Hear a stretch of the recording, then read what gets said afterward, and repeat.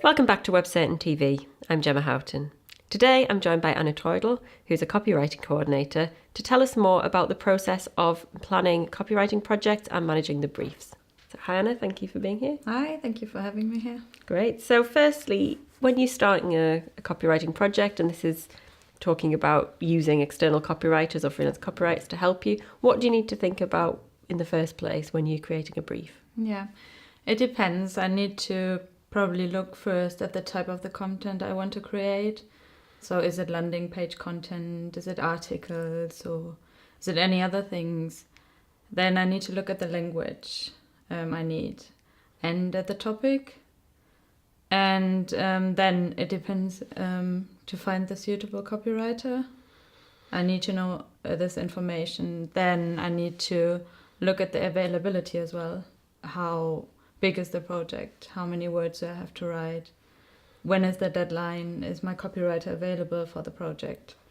And additionally to that, I need to look at my budget.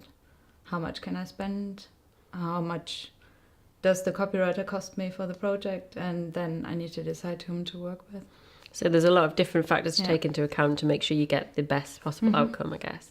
And when it comes to actually choosing a copywriter, perhaps, obviously, if you work on a ongoing basis, you may have ones you use, but from a first point, and this is for anybody who's doing this, how can you decide if a copywriter is suitable for a particular project?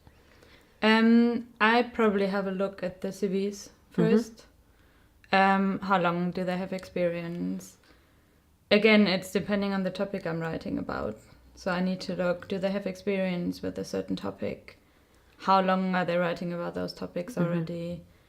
And then I can go further. I can ask them for samples. I can create a sample brief and could ask them to write a sample for me and then send it for review and see if they get a good score. Yeah. So can I work with them? Then I can look at previous projects they worked on with other clients maybe.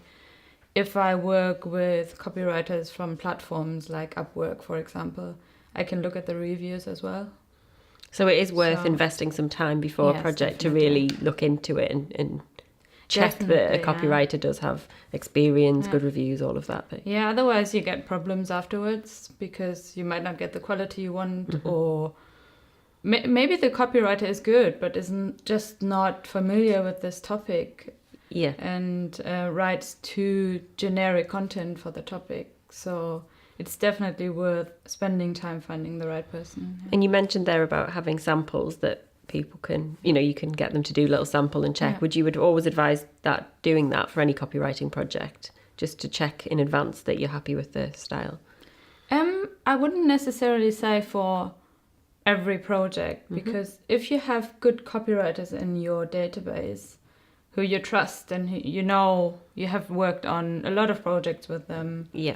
And they are just experienced in this kind of topic and you can trust them. You can work with them without creating a sample unless the client asks for it, of course. Yeah. And if, for example, you're embarking on your first copywriting project as a business, as a marketing manager, and you don't have a database of copywriters, in that case, what's the best way to approach it? I would definitely advise to go through the whole recruitment process, including samples, because the previous work that shows you a bit what the copywriter can do, but that work has probably been reviewed and changed already by clients. Yeah. So you can't really tell, was it all their own work? Yeah, all the right work from the beginning. I mean, it's never, you always have changes. The client always requests changes, but I would advise to order a sample first. Yeah.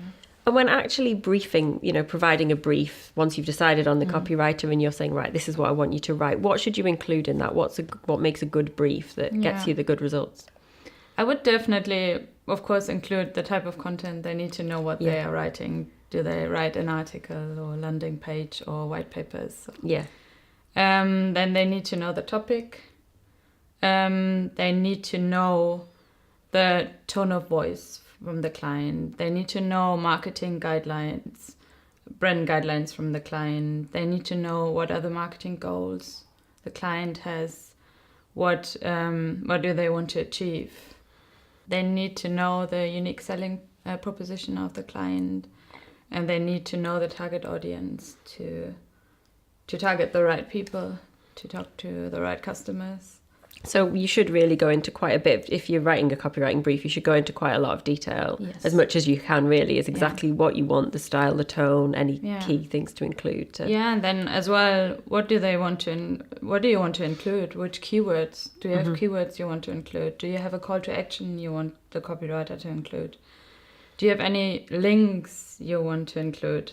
Yeah. All those kind of things. And then it would be ideal to tell the copywriter who's involved in the approval process, so they have an idea how long it takes, how many changes they can expect, and as well as the deadline, of course. And then it depends, again, if you work with different languages, you need to take into account different time zones. So just to make sure you get the content when you want to have it. Yeah. And talking about multilingual projects there, and if you're working with different languages, then you will obviously be using different copywriters, who are native in that language. So how much does the brief need to vary? How much do you need to think about that, when writing your brief, or can you just use the same one? Yeah, I think it needs to vary very much. Yeah. Because you can have, maybe you can have the same topic, roughly the same topic, but then you need to have different keywords.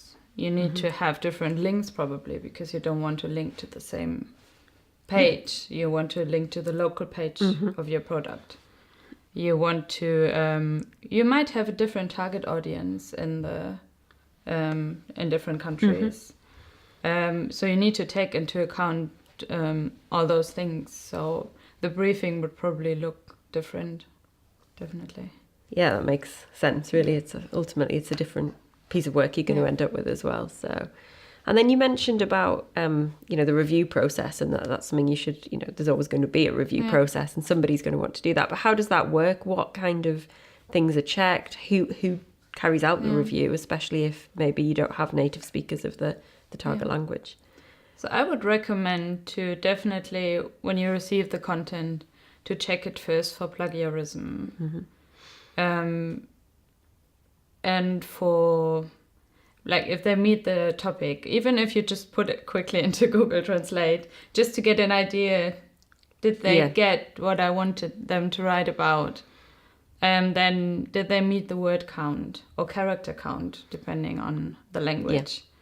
So those things I would check first, because then you can send it back to the copywriter without even paying for review yet. Okay. And if this is all okay, then you can send it for review. And if you don't have anyone in-house who speaks the language, you can send it to a freelancer as well. Just get somebody to check all of it really, to make sure it is what you're looking for. Yeah, they need the briefing. They need all the details as well. And then you can tell them, look, can you please check for the topic? Can you please check spelling, grammar, language, style? All those kind of things to make sure you get what you want. And how reasonable is it to make changes? What is the general acceptance from copywriters of how much change, how much they will change and how many reviews they will make? In general, my experience is that they accept one change probably for free of charge. But it depends, really. It depends on the copywriter. Some are happy to do more changes. But I would say that all of them wouldn't do changes which are due to changes in briefing. Yeah. So if they receive a briefing and afterwards you decide, actually, I would like to have this topic. Yeah. Can you please rewrite it? Yeah. I don't think anyone is going to do or you this didn't for free. include this point. Yeah. Well, it wasn't in the brief, so I wasn't sure. So, So the key takeaway is probably be very clear with your briefing. Think in advance what you really want, so that you're giving the right information to copywriters. Otherwise you spend more money afterwards. So other than providing a clear brief, which is very important, are there any other final tips you would share for people who might be thinking about embarking on a copywriting project? Yeah.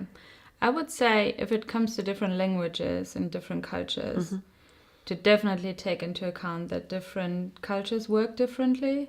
Okay. So you might need to consider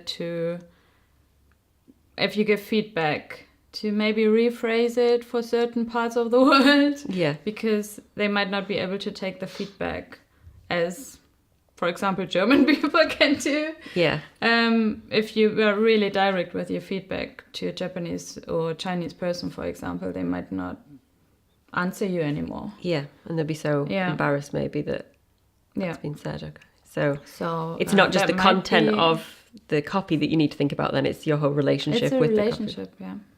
Great. Yeah. Thank you very much for sharing that today, Anna. Yeah, you're welcome.